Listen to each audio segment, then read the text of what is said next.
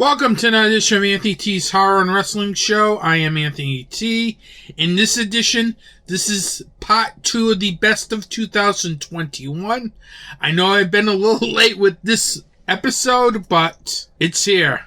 Part 2, where I, along with a guest, unveil our top 10 films of 2021. Like the last episode, I'm not going to spend time doing horror or wrestling news. I am going to focus more on getting right to the top 10 films of 2021, in which I will be joined by Kevin Crook of Wicked Horror Show and Black and White Fright. We will be chatting about our 10 favorite films of 2021. But first, before I go into the best of 2021, I need to take a look back at 2020.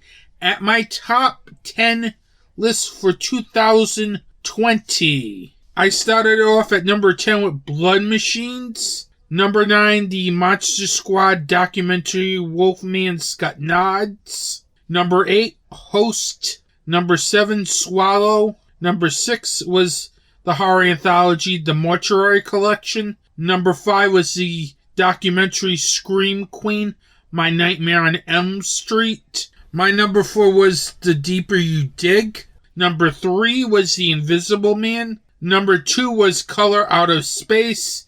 And my top film of 2020 was The Wolf of Snow Hollow.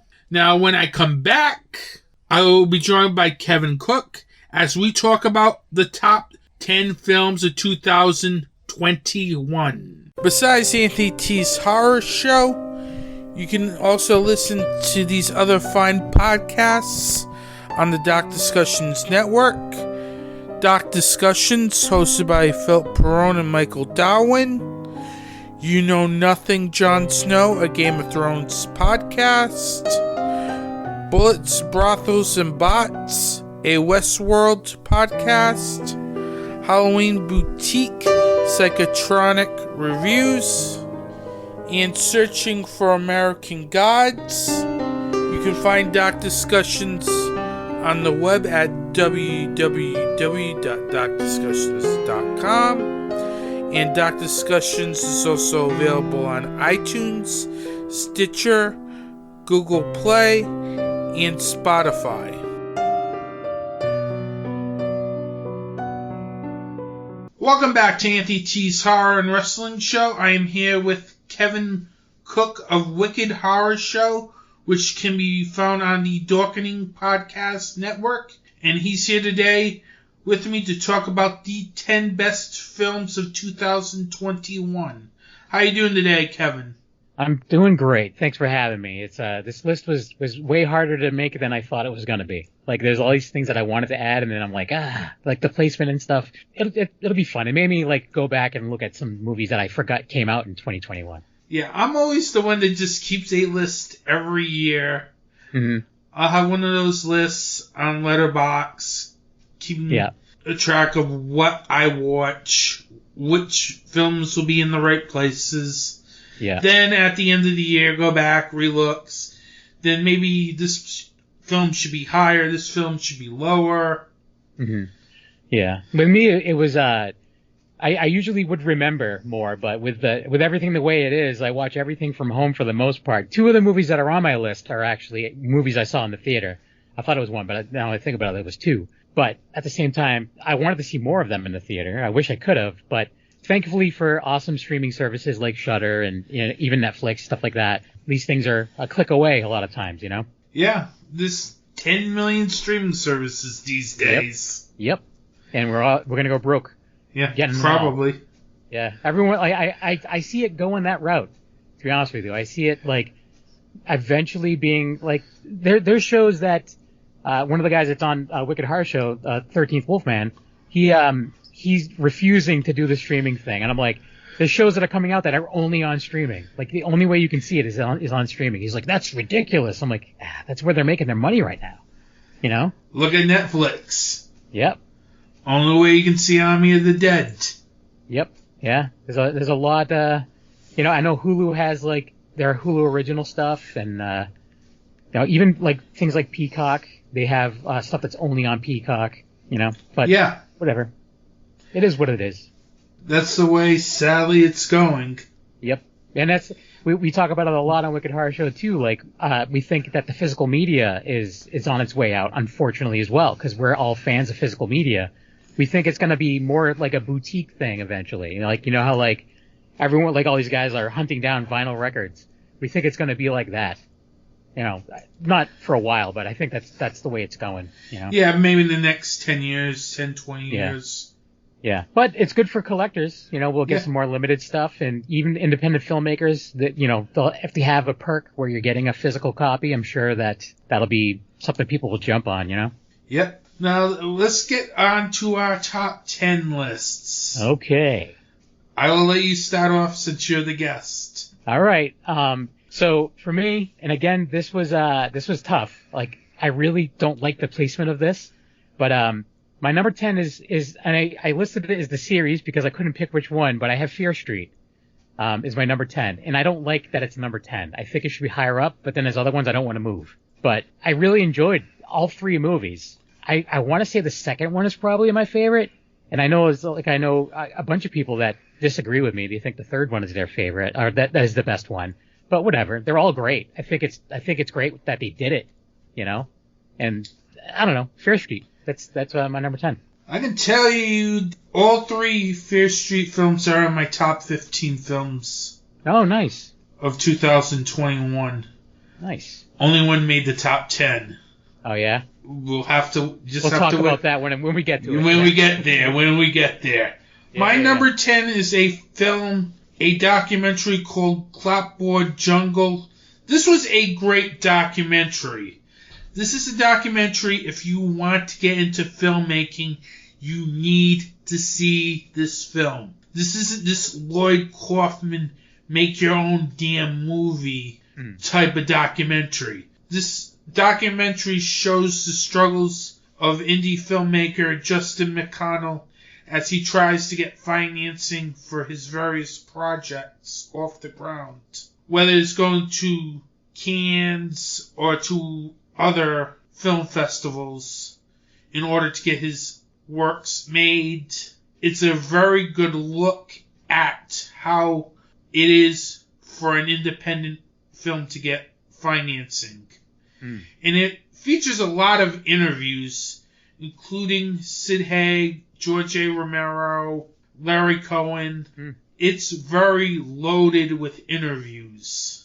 Nice. And the U.S. Blu-ray does not give this film justice.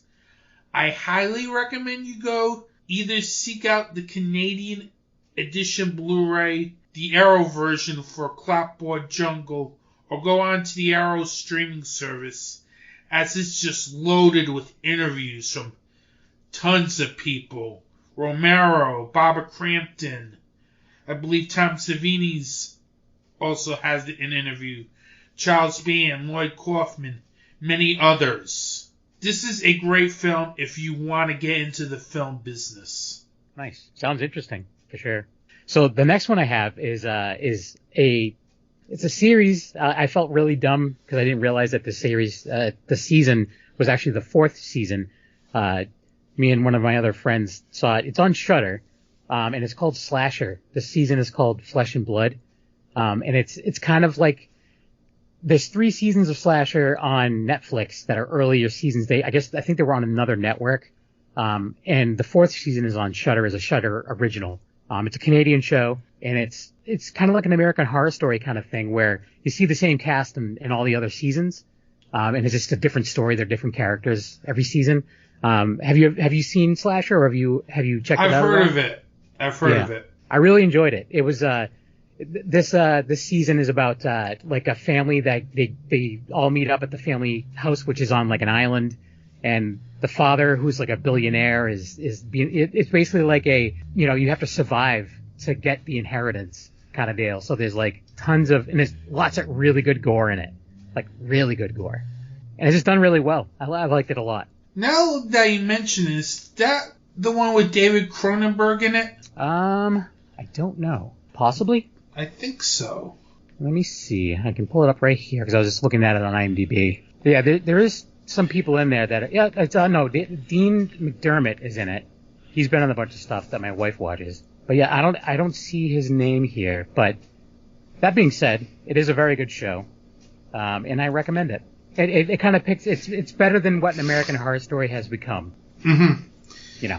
Actually, yeah, in looking at Slasher, he does say under 2021 he's in it. Okay. Because I'm at his filmography. He's older, right? Yes, he's older, yes. I think he's the father. Spencer? I think that's him, yeah. He's the father, the millionaire, yeah. Yep, David Cronenberg. Nice. So I recommend it. It's on Shudder. There's only, let me see. For this season, there 8 episodes. Yeah, and they're good length. They're not too quick. They're not too long.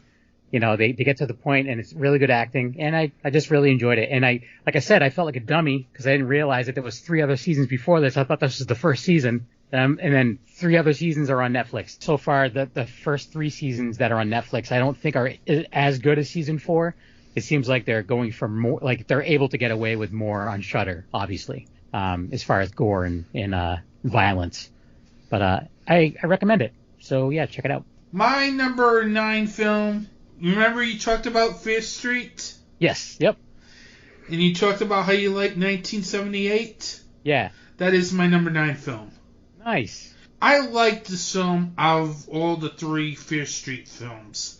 In fact, that was pretty much my biggest surprise of 2021. Because going in, I had no interest in those films until I heard from a couple people who were very good. So I checked one out. It was very good. Checked the next one out. Then after a while, you're checking the last one out. Yeah. It's that second one. It definitely it has the old school slasher feel. They do it very well. Like it's not cheesy. It's not like overdone. It feels like a Yeah, I agree. The movie's great.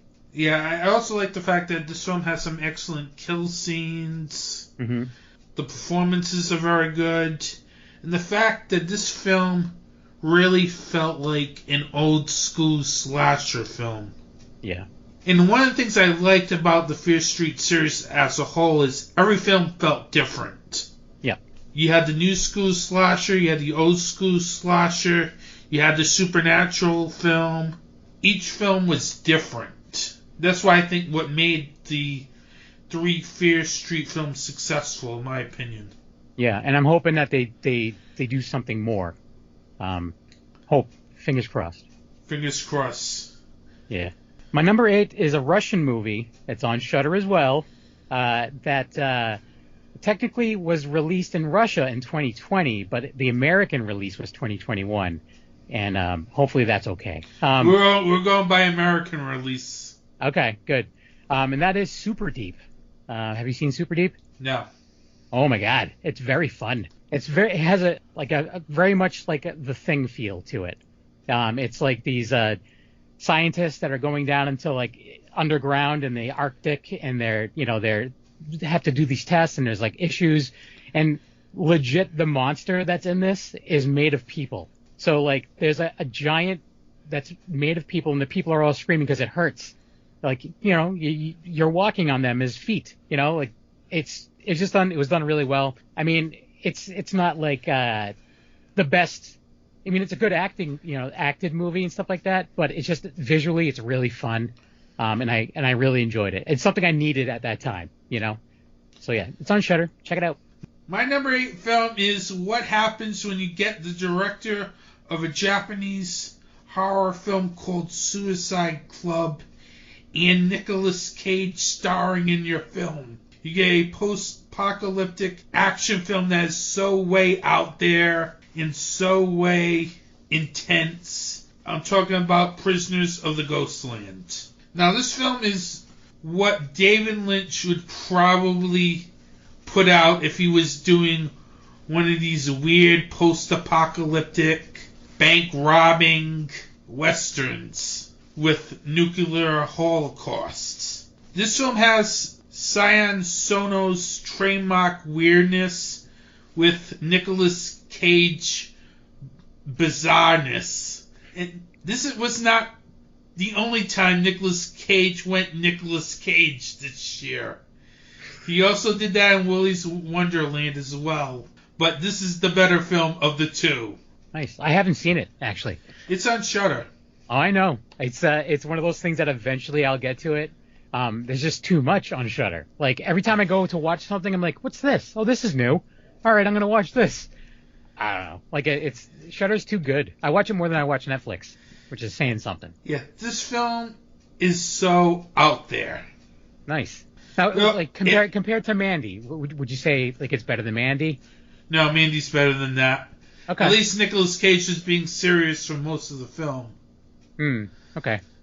This one is just over the top Nicolas Cage? This is just over the top Nicolas Cage. There's nothing wrong with that. Yeah. There's nothing wrong with that.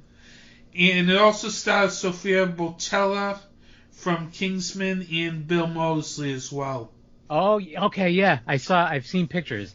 And just, I mean, it looked cool anyways, but the fact that Bill Moseley's in it is a reason for me to also make sure that I check it out eventually. Yeah, it's one of those films where you have cowboys and samurais all wrapped in one film. It's weird. Nice. But it's just fun to watch. Yeah. Your next film. Right. My next film, and I just realized I lied, because I also saw this movie in the theater, I think. I'm pretty sure I did. Maybe I didn't. Spiral. Remember From the Book of Saw? Yeah. Like, I'm not a huge Saw guy.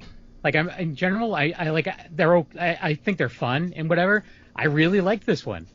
It was good to see Chris Rock not acting as Chris Rock, but being serious and stuff like that. And I generally enjoyed the movie. Yeah, I was literally scared that I would get Chris Rock being Chris Rock. Right. But he does a great job with this film and the screenplay of this film. Yep. And that's another thing. I hope that he continues to go this way.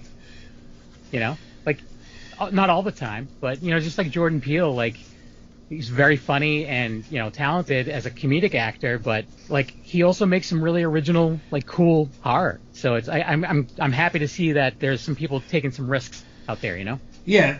And this film I was, like, looking forward to so badly that I had to wait because of the pandemic. Yeah. Yeah. And surprisingly, I think this film, it just edges out the new Halloween film from this year as well. Neither are in my top 10. But. Oh, yeah. But I agree with you. I think Spiral is a much better movie than the new Halloween, the newest Halloween as well, because it's nowhere near my list. But it's one of those ones where it's like, I kind of want to put it up higher. I kind of want to put it down lower. Like, because I look at other ones that are in my list, and I'm like, this one is, I don't know. But I generally think it was a surprise that it was as good as it was. And, yeah, I really enjoyed it. It made me want to go back and watch more Saw movies, to be honest with you. Yeah. I remember watching the last Saw movie previously, before Spiral, and was thinking to myself, have these Saw movies become procedural horror films? Yeah. And like, I went and saw Spiral, and this actually looked like a very good film. Mm-hmm. I think it also was credit that they brought back Darren Lynn Bousman to direct as well. Yeah, it was it's one that surprised me a lot. It's a series, like I said, it's a series that I'm generally not like hurrah, like I don't have any Saw merchandise, I don't have anything like that, but I really enjoyed this one. Okay, my number 7 film is a weird horror comedy from Dread. And I even had the director on the show a couple episodes ago. Oh, nice. The film is called Val. It's about this criminal who's on the run, breaks into this high-class escort only to realize everything's not right. This was just like a very well-balanced horror comedy. It had very good lead performances. It had a very good story. It was just one of those films where I appreciate independent horror. Where is that streaming anywhere, or is it just physical media? Or right now, I believe it's just physical media. Okay, it sounds like something I would check out though. Like I definitely want to grab some info from you on that. Yeah, that's very good. If you like Beetlejuice, it's kind of in that vein. Nice. There's nothing wrong with that. Oh, my next one is a documentary. I'm a big Universal Classic Monster fan. Frankenstein's my favorite, even though there's so many other really great Universal Classic horror movies, like even sequels and stuff like that. But I was super happy to see this documentary come out. It's called Boris Karloff, the Man Behind the Monster. And it's basically just about Boris Karloff and how he became, like, how he got the job and what he was doing before Frankenstein and, like, continuing to work after that up to his death. And you were talking about interviews and stuff like that. This one's got interviews with Ron Perlman, Guillermo del Toro, Christopher Plummer. There's a couple other, John Landis is in there. Dick Miller does an interview as well. Jack Hill. So yeah, it's a really good documentary if you're a fan of the classic monsters and the actors who portrayed them. Like I said, I'm a fan of Boris Karloff and Frankenstein's the Man, and I really, generally, I love good documentaries, and this was a very good documentary. Now, was this a theatrical release or no? VOD? It's VOD. I got it through YouTube. Like I rented it for like $3.99 or something like that. Okay. Yeah, but it's available streaming in a bunch of places. Like to pay, you have to pay for it though. So eventually, if it comes out with a physical copy, I will be all over that. My number 6 film is a film that was lost for years. So much so that it was buried to the point where nobody wanted this film released. Because this was supposed to be one of those paid educational films. But it turned out to look like a horror film instead. Reminder to anybody who wants to do educational films: never hire a horror director, because you will get a psychological horror film like The Amusement Park. This is a very good George Romero film. It's one of those old school George Romero films, more on the line of The Crazies. It's doing this educational film about senior citizens, and it turned out to be one of those really very disturbing films. The film has a great monologue in the beginning to set up this film. Then it sets up this film very well with this old guy all beaten up while this other guy who looks exactly like him is going out to the amusement park. It's a very chilling film for its short runtime.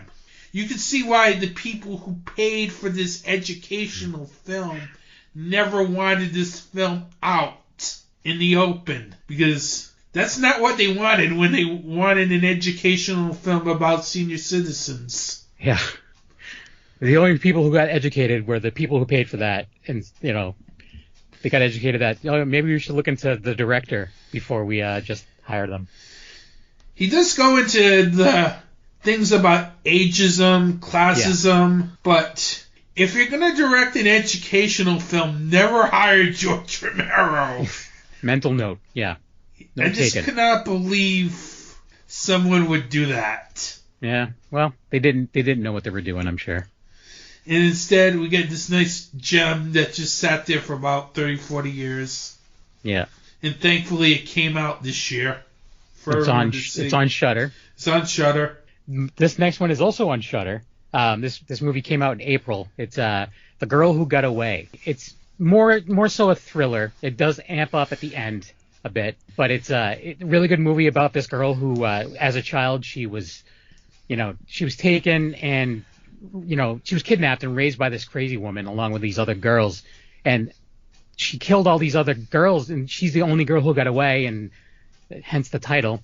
And it's kind of her life, and then she finds out that the woman she calls mother who kidnapped her gets out of prison.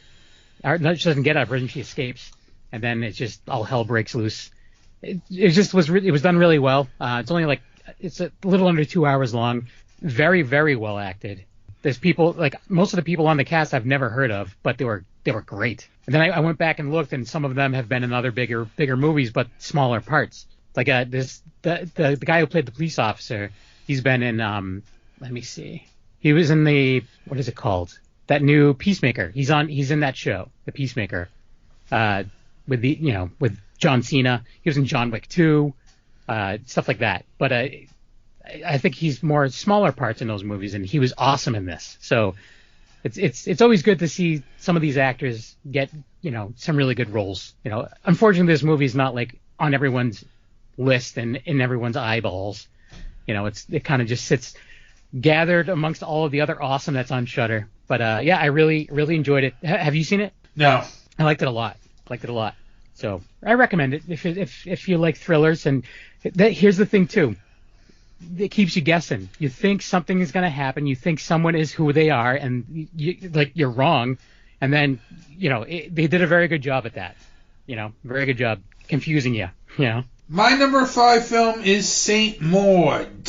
Now, this film came on late to the list. Now, I'm not a fan of these religiously obsessed horror films, but this was just one chilling film from start to finish. One of the things I really liked about this film a lot was the fact that the screenplay does a great job focusing on its main character and her obsession with her religion, and how it starts to lead her down this downward spiral. The director, Rose Glass, does a great job making sure that the dread and psychological horror aspects are up to 10, whether it's through her actions or voiceover narration to explain what is going on in the psychologicalness of the main character. This film also has a great lead performance as well. It's a very chilling film with a very shocking ending. Nice. Is that streaming anywhere? I think it might be on Hulu. Oh, really? Okay. It was a controversial film, to say the least. It took a while for it to get released. Yeah. This next one is a very, very serious, down-to-earth, real get-you-in-the-gut thriller. I'm just kidding. It's not. It's Psycho Goreman, by the way. And this is another one that, it just hits 2021 for us. It was released, in other countries in 2020. The U.S. release was in 2021, so it counts. Psycho Goreman is just a very good time. It's ridiculous. One of my other co-hosts on the Wicked Horror Show didn't really like it too much. He thought it was over the top. I'm like, well, that was the point of it. Really cool, rubber monsters and really fun kills, and it's just it's a good time. It's not too serious or serious at all, I guess. I love it, and that's on. Is that on Shudder as well? It's on Shudder now. Yes. Too. Yeah. I'm assuming you've seen Psycho Goreman. Yeah, I saw that. It's just. That was number 11 on my list. Oh, yeah. Nice. That's another one where it's up high, and I'm like, it kind of could have gone down lower, but I'm just like, whatever. It is what it is. It was between that and Clapboard Jungle, I had to go with the more serious pick. Yeah, you're like, all right, Kevin's going to go with all the dumb stuff. I know it.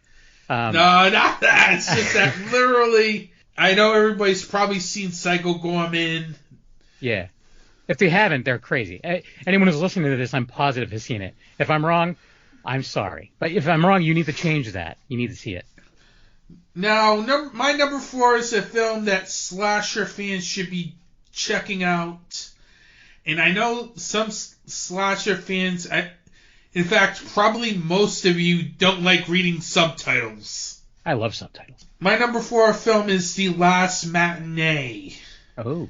When I first saw this on VOD, I was just blown away with this film. The director does a really good job creating some very good set pieces, some very good kill scenes. It had a great traditional slasher feel mixed in with giallo. This film, you could tell, was a love letter between John Carpenter and Dario Argento. It was intense, bloody kill scenes, very creepy killer, all confined in a movie theater. Nice. You can find this one on the Arrow streaming service. Which you're slowly talking me into getting. Only $4.99 a month. Yeah, tell my wife that. and see what she says. Every time I say something, she's like, "Oh yeah, just cancel your shutter then." I'm like, "No, that's not going to happen." All right, so my next 3 movies are all big budget Hollywood blockbusters, and I feel like a dummy for doing it. But this next one for me is the one that I was talking about that's horror adjacent. It's not a horror movie, but there's horror aspects to it. Do you have any guesses first? The Night House? Nope. It's a big budget. Malignant? Nope. No, I would say that follows not horror adjacent. This is actually a PG-13 movie that I did see in the theater, and I'm sorry if it's not acceptable, but Ghostbusters Afterlife. Ghosts! There's ghosts in it. Yeah. Paul Rudd is horrifying. I'm just kidding. But I absolutely loved this movie.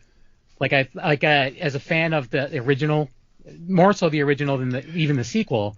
And I didn't hate the all-female one. I didn't hate it as much as everyone else did. I really think that this one really captured the feel of the original, and it was just done very well. Have you seen it? No. Oh my God, it's so good. It is I got it on good. pre-order for Blu-ray. Oh man, yeah, it's on streaming right now. I'm not sure where though, but it's really good. It's really good. And you know Ryan from That Strange Show. He's kind of like a hardcore guy. He's into heavy music and all this. Mm-hmm. He cried twice during this movie. He cried twice because it does, with it being funny and with it being like suspenseful and like creepy at times. It also like pulls at your heartstrings because it's Ghostbusters and the original Ghostbusters are in it. So there you go. If it wasn't for COVID, I would probably be rushing to see that film. Yeah, we went to a very small theater. We didn't go to one of the big ones. We went to a small one where we knew that there was going to be less people, and we had our mask on the whole time except for when we were eating popcorn. But yeah, it was awesome. Really, I loved it. Now, continuing my independent list, my number 3 film is a film called Censor. Now, film takes place in the 80s, in the height of the video nasty era, where a woman who works as one of the censors of the British Film Board watches a movie and spots the fact that one of the actresses in the movie might be her lost sister, who she refuses to believe is dead, while her parents have believed that she's dead. Goes missing years earlier. This is one of those films where you can get this David Lynch kind of vibe throughout as the film spirals down out of control. Has some very good kill scenes, very gory towards the end. I like how this film really plays also with the ratios towards the last act of the film. It really gave this 80s vibe to it. Everything had a David Lynch type mystique to it, which really I think helps this film and leads to another very shocking ending. Like almost most of my films on my list have shocking endings. That's how, in order to get on Anthony's list, you have to shock him. That's the only criteria. Shock him. Yes, shock me. Yeah. Trust me, I got another film that has that. Yeah. So again, this is for me, it's another big budget, but it's a remake or not it's a continuation of a movie that I think we all love, and that's actually Candyman. The new Candyman. I thought it was awesome. I thought they really kind of captured the feel. Lots of really cool stuff. If you are watching the background, there's a lot of just cool stuff happening during this movie. One of those ones that it made me want to watch it again because I was like, hey, wait a minute, I just saw this at the tail end of stuff. What's going on? And then of course, Tony Todd does make an appearance in the movie, so that's a plus. And I really liked. They kind of changed the origin of Candyman a little bit, but they made it so there's multiple Candymans. But I enjoyed it. This is another one that I saw in the theater, and I was not disappointed with it, to say the least. Have you seen it? No, I've not seen it yet. Really? What? It was done really well. And so when you do watch it, pay attention. Like, just pay attention to the background and stuff. Like, there's things where it's like, okay, there's like this scene where it's panning through and like there's a high rise. Just pay attention to what's going on in the windows in the high rise. It's like, whoa, that's crazy. You know, it's pretty cool. My number 2 film is based on a short film. Now, I remember seeing the short film back, I think 2017, called The Stylist. It was like this brief, maybe like 10-minute short film, but it was like, had great acting, everything looked very professional. Then come to find out that the director of that film decided to make a feature of that. And I was like so excited. Then even more excited that Arrow Video picked the film up for distribution, because they'll pick up some newer films for distribution. And to say that is such a great film. The film has great direction by Jill Garavigian. If I pronounce the name wrong, I apologize. Her direction was just great. I liked how she makes everything move at a good pace. I like how she makes your main focus be on the main character of the film as she drives down the descent, as she wants to be light and everything. The film also has a very great lead performance from Nigeria Townsend.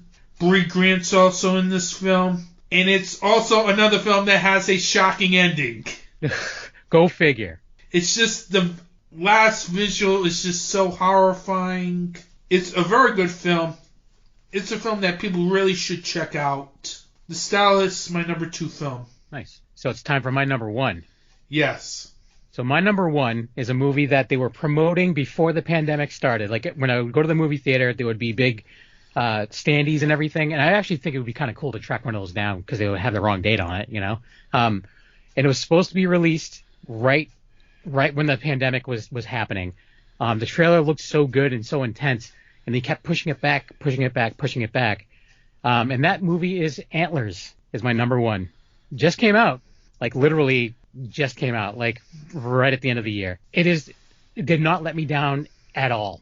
The only thing that some people may not like is there's a ton of character development. So there's a lot of times where there isn't a lot of gore and horror because you're learning to like really care about these characters. But let me tell you, holy crap, do they go from like a 3 and then you just like crank it to 10 for like the last like 20 minutes of this movie. And it was really really good.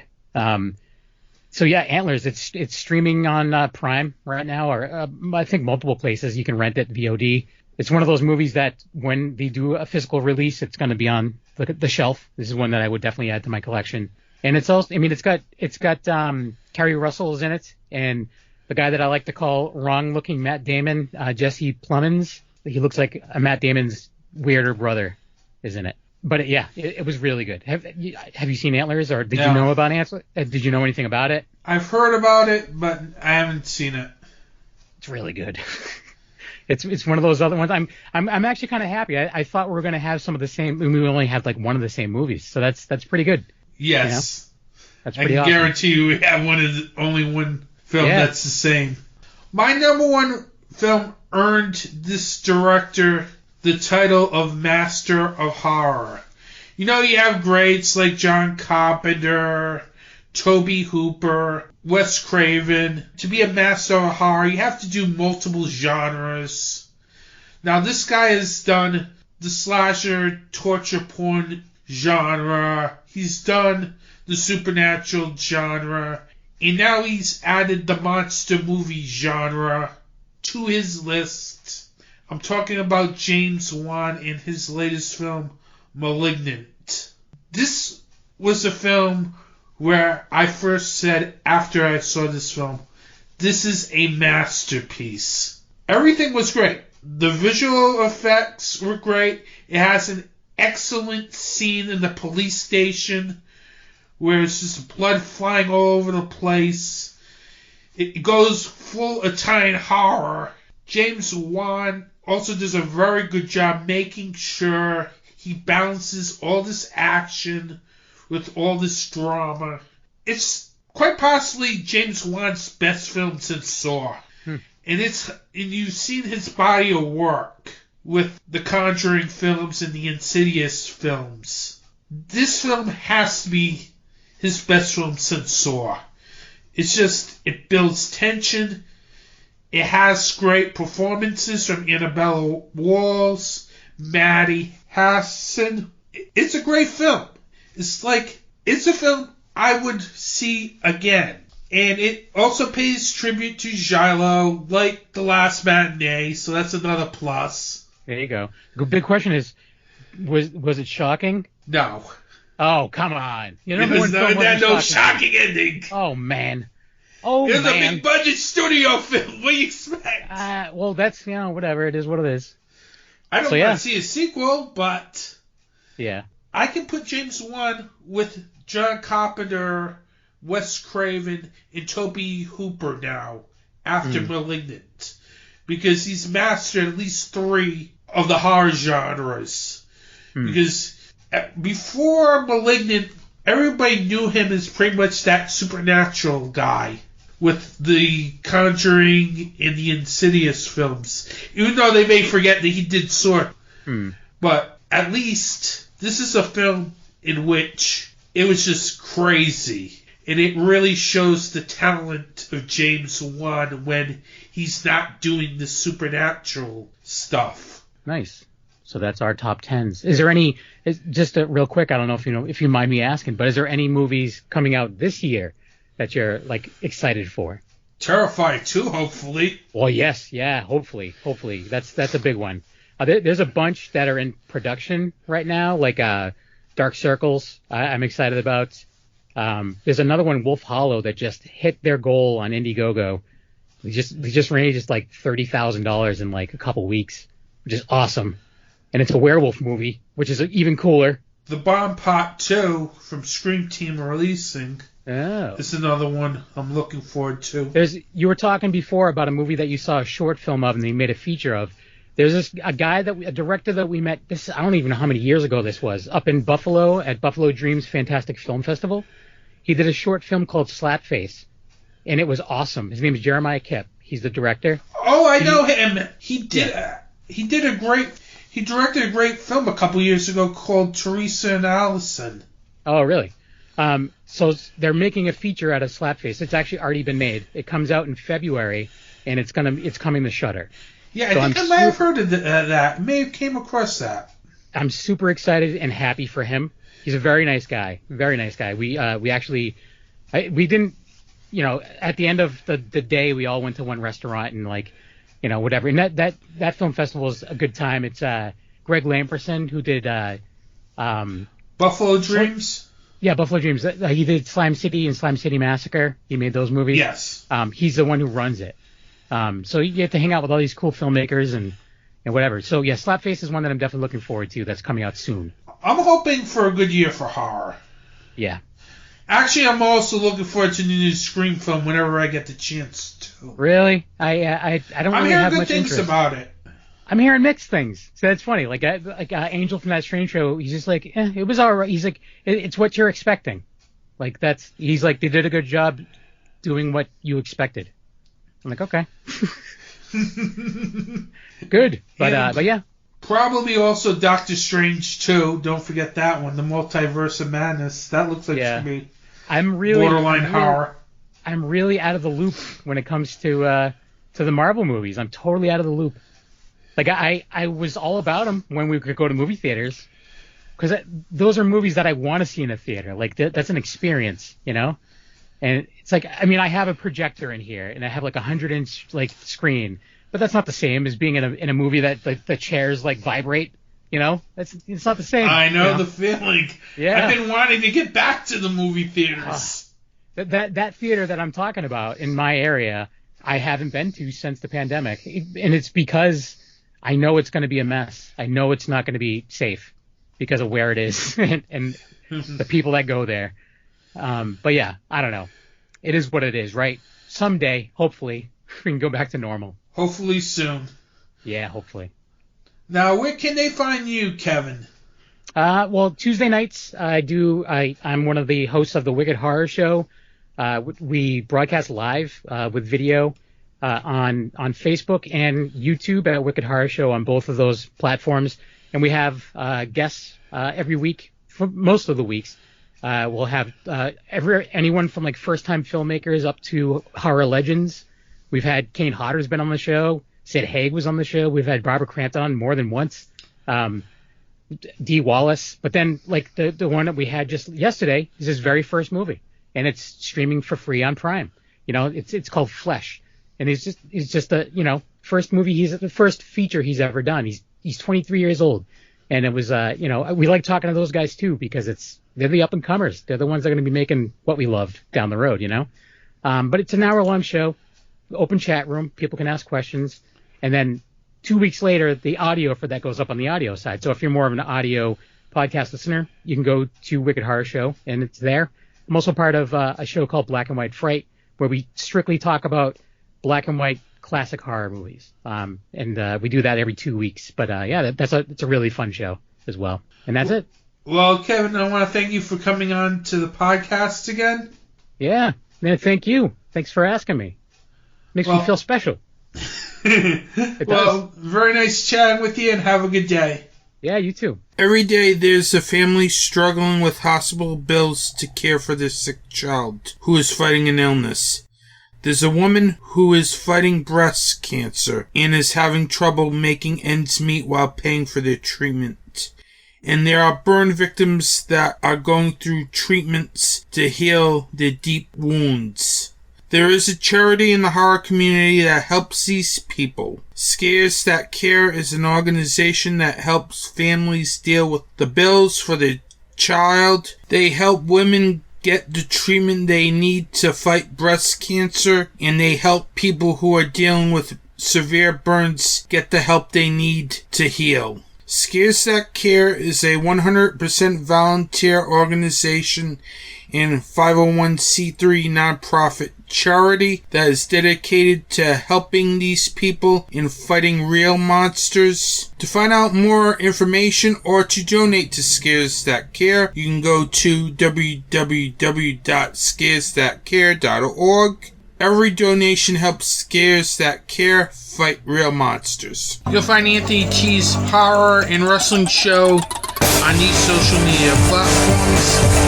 On Facebook, Instagram, and the Slasher app at Anthony T's Horror and Wrestling, and on Twitter at Anthony T's Horror.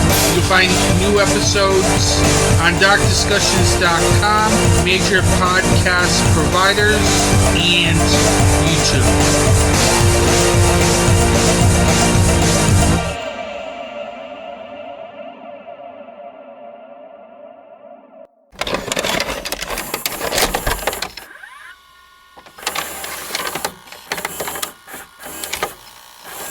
What's Anthony T watching? Since this is a best of 2021 episode, as this is part 2, I decided to look back at another film that I did not see in 2021.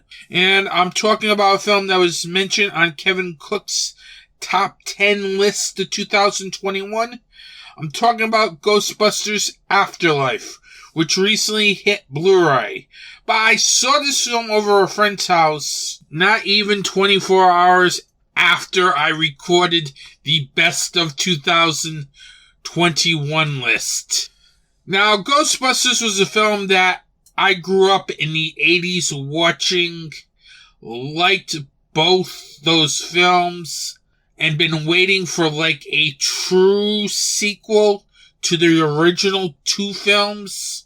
And when I heard of Afterlife being that true sequel, I was very interested in watching this film. This is one of those films that I've been waiting for quite a while to see. Obviously, with the pandemic and everything, I did not watch this film in theaters. Didn't even bother going to see that film there. I figured I'd wait it out on Blu-ray, but like I said, I saw it at a friend's house. But still, I really was very interested in seeing this film because the way the film looked, it had the chance to be something that was like the first two Ghostbusters films. The film is directed by Jason Reitman, who is the son of director Ivan Reitman, who directed the first two Ghostbusters films. Plus, you had Paul Rudd in this film. That was all enough to convince me to see this film. But you add the fact that this is a true sequel to the original two Ghostbusters films. I was sold on this film almost immediately, and probably would have seen it in theaters under normal circumstances. But I waited till this long to see this film. But still, this was definitely worth the wait, as I really enjoyed this film a lot. One of the things that I really liked about Ghostbusters Afterlife is the fact that it didn't try to be like Ghostbusters or Ghostbusters 2, where it really focuses more on the humor and the horror. Instead, I liked how they told a story here. Because if you're going into this film thinking you're getting the original Ghostbusters, you're going to be sadly mistaken. Because this is more of a serious film. And I really thought it was the right call to go in a more serious direction with this entry in the Ghostbusters franchise, as you needed to reboot this franchise somehow. And by doing this way, it works out very well. Jason Reitman's directing in this film was very good. I like the fact that he does a very good job focusing on his characters, making sure he gets the performances, and making sure that the film doesn't turn into something that goes off course. I like how it pays homage to the original Ghostbusters films as well. Reitman does a very good job directing his young cast, as well as he gets some very good performances from Finn Wolfhard and Mackenzie Grace and Paul Rudd. But what really I think makes Ghostbusters Afterlife a very good film was its screenplay. The screenplay, written by Jason Reitman and Gil Kenan, does a very good job creating a story that is more serious, something that is different. As this could have been another Ghostbusters film where you just throw in a lot of laughs, but I liked how they paid homage to everything. The late Harold Ramis, the original 1984 Ghostbusters film, and more. There are some very good scenes in this film, especially towards the end of the film and at the beginning of the film. I could not help myself literally tearing up a little bit at the beginning and end of that film, because that's when, spoiler alert, Harold Ramis's character appears. And to see his likeness at the end of the film, where it's all CGI, brought a couple tears down my eyes. Because Harold Ramis was a very good comedic director. I liked Harold Ramis's work. He's done some very good comedies outside Ghostbusters. It was so devastating that he passed away back in 2014, because he was literally one of those comedic geniuses who's done some really great films, whether it's acting or directing. So it was just so tearful to see his image at the end of this film. And I liked how the way they ended this film too, as it really does pay tribute to Harold Ramis. Ghostbusters Afterlife is probably the second best, if not the best film out of all the Ghostbusters franchise. Definitely check this out. It's definitely worth checking out for the whole family as well. And Ghostbusters Afterlife proves that the Ghostbusters franchise is back on track.